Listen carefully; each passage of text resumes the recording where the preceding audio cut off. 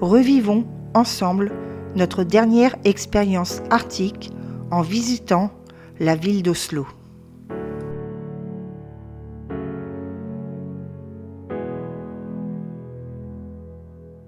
Perle scandinave, elle est souvent sous-estimée dans le monde du voyage. En effet, elle est négligée au profit de ses cousins plus connus comme Stockholm ou Copenhague. Et pourtant, c'est une ville qui mérite largement d'être découverte, car riche en histoire, en art, en nature et en gastronomie. Mais ce qui rend vraiment Oslo spécial, c'est son harmonie parfaite entre la tradition et la modernité, mélange séduisant qui la rend si unique.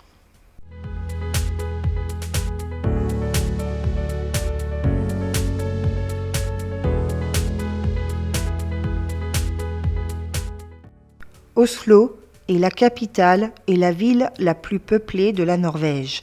Elle est située sur la côte sud du pays, au fond du Oslofjord.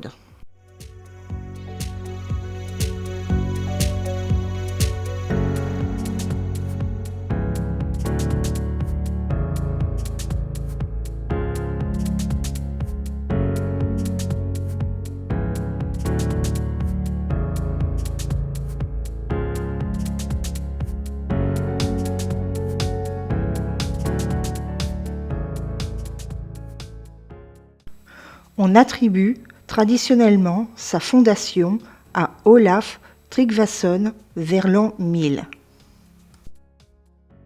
Mais d'après les sagas nordiques, Oslo aurait été fondée aux alentours de l'an 1048 par le roi Harald III. À partir du règne de Håkon V Magnusson, Oslo a affirmé son rôle de capitale. Il y a établi sa résidence permanente et a commencé la construction de sa citadelle.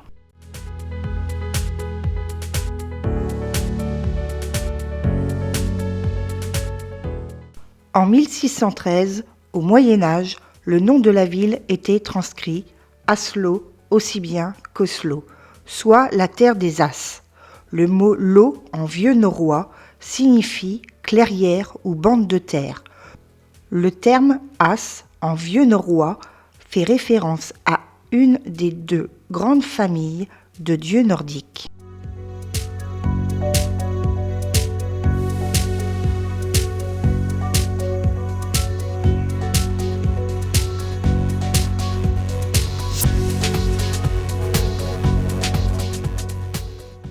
La ville fut rebaptisée Christiania en l'honneur du roi Christian IV qui l'a reconstruite après son incendie en 1624. Le fait que l'université d'Oslo, à l'époque dénommée Université de Christiania, n'ait vu le jour qu'en 1811 montre à quel point la ville s'efface ensuite de la marche de l'histoire.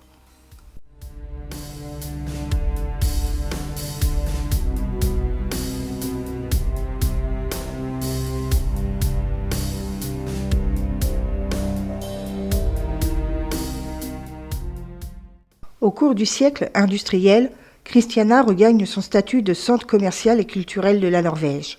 Elle redevient capitale en 1814 lorsque l'union avec le Danemark prend fin.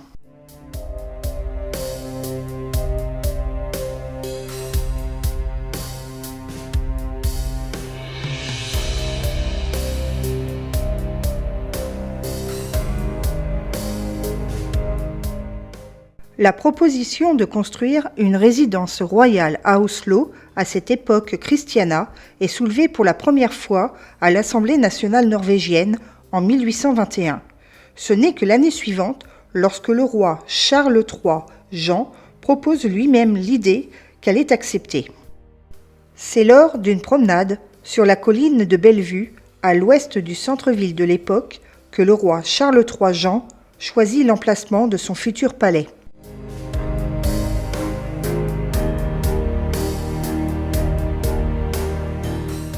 À la suite de la dissolution de la Suède-Norvège et de la montée du roi Håkon VII et de la reine Maud sur le trône de Norvège, le palais devient une résidence royale permanente.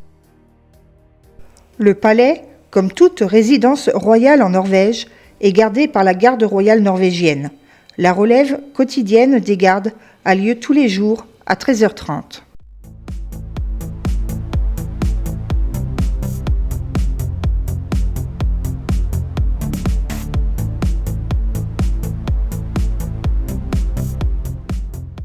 En juin 2013, le Parlement norvégien vote l'extension du service militaire obligatoire aux femmes en temps de paix, premier pays d'Europe à adopter cette mesure.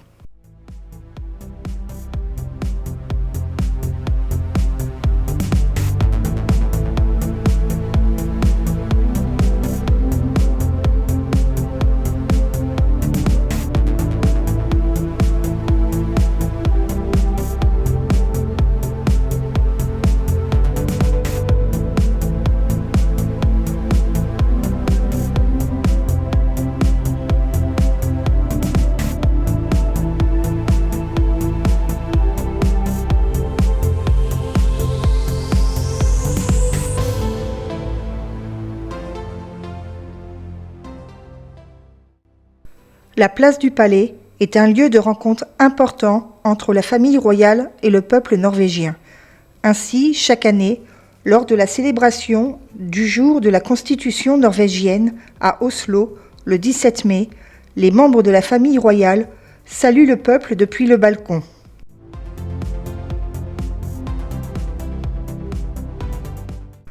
La place du Palais est aussi un lieu où le peuple se rassemble pour célébrer des événements heureux, mais aussi pour partager leur chagrin.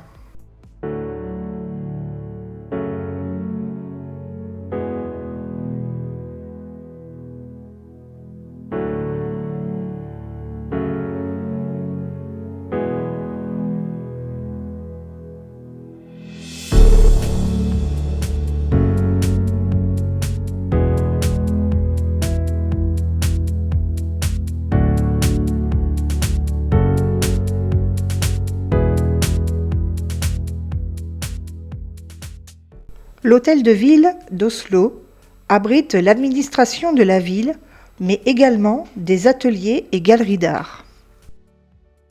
Son inauguration officielle a eu lieu en 1950 et le prix Nobel de la paix y est remis chaque année.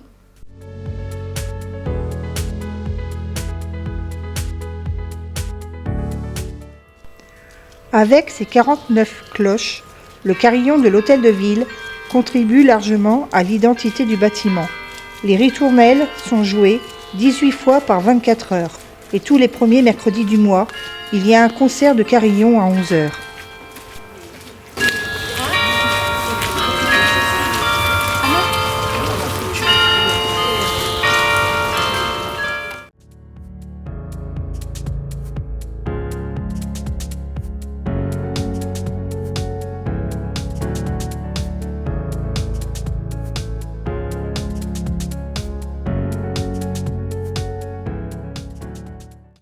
La mer du Nord n'est qu'à une centaine de kilomètres de là, mais les eaux du fjord, qui avancent jusqu'à l'intérieur des terres, terminant leur course sur les côtes d'Oslo, rendent à la capitale norvégienne cette atmosphère maritime si représentative de la Scandinavie. À l'image du reste du pays, la ville est résolument tournée vers la mer, à travers d'abord son histoire et sa culture, mais aussi aujourd'hui avec ses musées et ses nouveaux quartiers construits en bord de fjord. Preuve en est avec de nombreux lieux devenus essentiels à sa bonne découverte.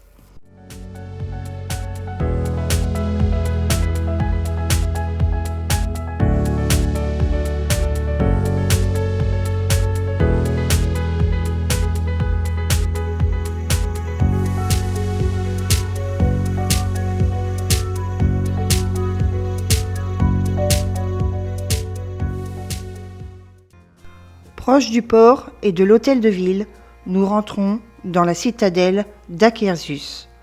De par sa situation stratégique, celui qui dominait la forteresse contrôlait la Norvège. C'est pour cette raison qu'au cours de l'histoire, elle fut attaquée et assiégée à de nombreuses occasions, ce qui a rendu sa structure meilleure et plus forte.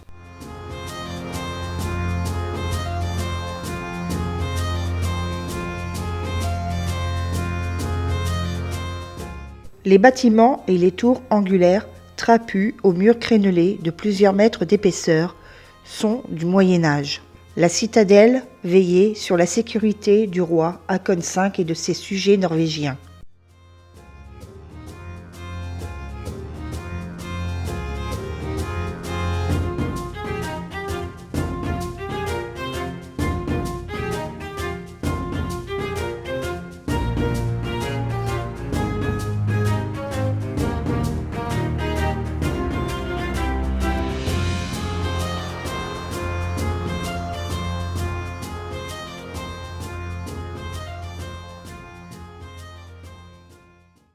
Après toutes sortes de tentatives d'invasion et d'innombrables tirs de boulets de canon, une période plus paisible s'est installée.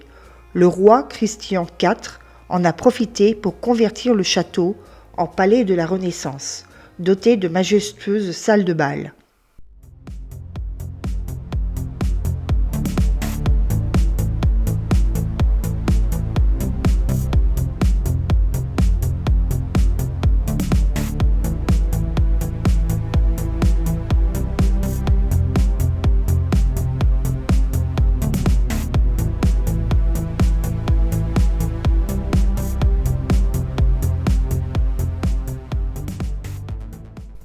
Le complexe, qui s'étend aujourd'hui bien au-delà des murs de la forteresse, abrite encore des casernes militaires et également le siège du ministère de la Défense.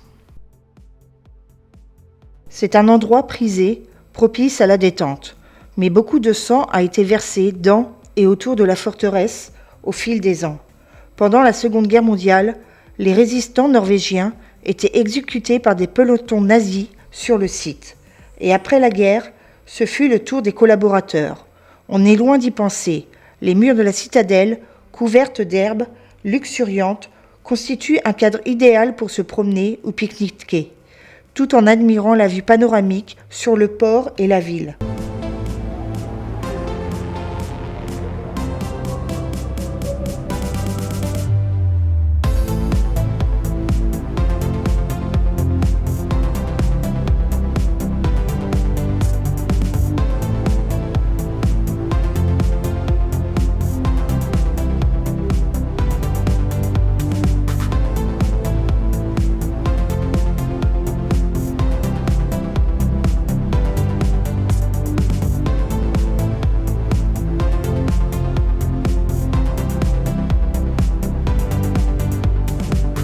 Nous retournons au port, direction l'opéra, mais en chemin, nous croisons les fameux saunas flottants.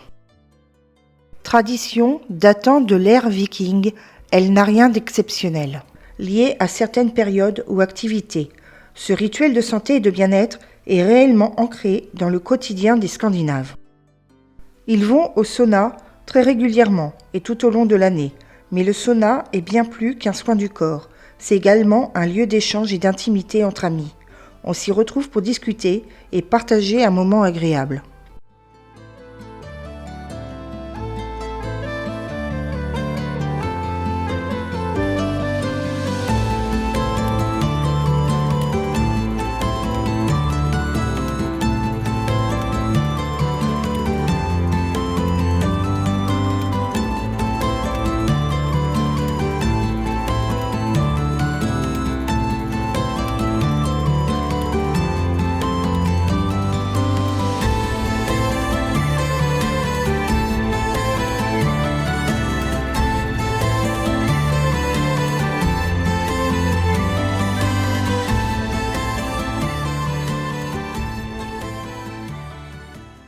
Nous voici arrivés à l'Opéra d'Oslo. Inauguré en 2008, il constitue pour le pays le symbole fort d'une nation moderne et exprime le rôle que doit jouer l'opéra et le ballet dans la société, par la programmation d'œuvres du répertoire traditionnel et d'œuvres contemporaines. Il invite les piétons, par une large rampe extérieure, à prendre de la hauteur pour admirer la vue sur le fjord et la ville. Le toit du bâtiment, tel un iceberg, s'élève depuis la surface de l'eau. La majeure partie du bâtiment est recouverte de granit blanc et de marbre blanc italien de Carrare. L'opéra, construit par l'agence gouvernementale chargée de la construction et des biens publics, a été conçu par un cabinet international d'architecture, dont le siège est à Oslo. En 2009, il a remporté le prix de l'Union européenne pour l'architecture contemporaine.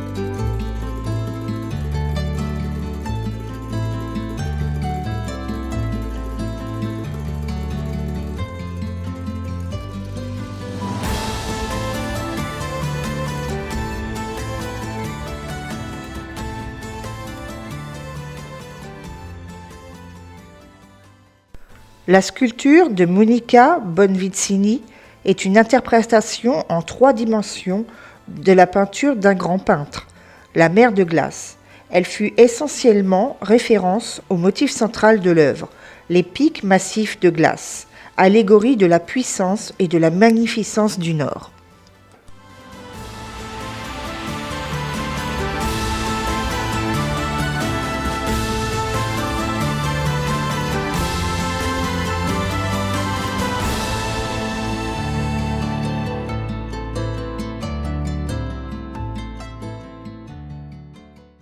Nous voilà devant la gare d'Oslo, en plein cœur de la capitale, face à l'un de ses monuments les plus photographiés, son tigre.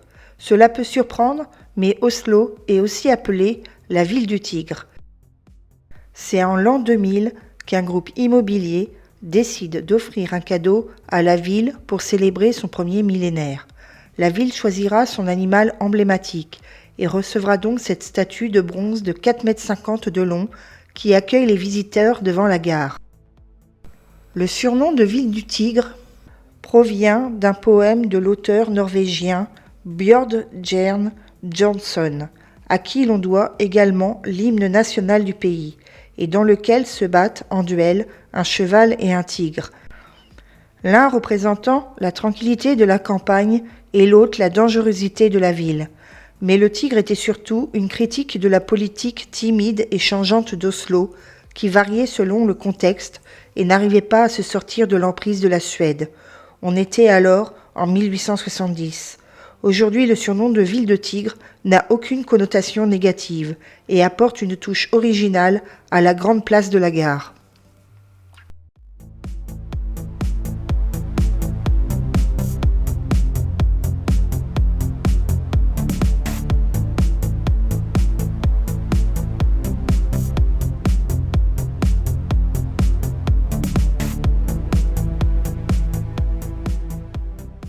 Nous avons été ravis de notre escapade à Oslo, mais comme nous le montre la tour horloge de la gare, il est temps de prendre le train express et de rejoindre l'aéroport.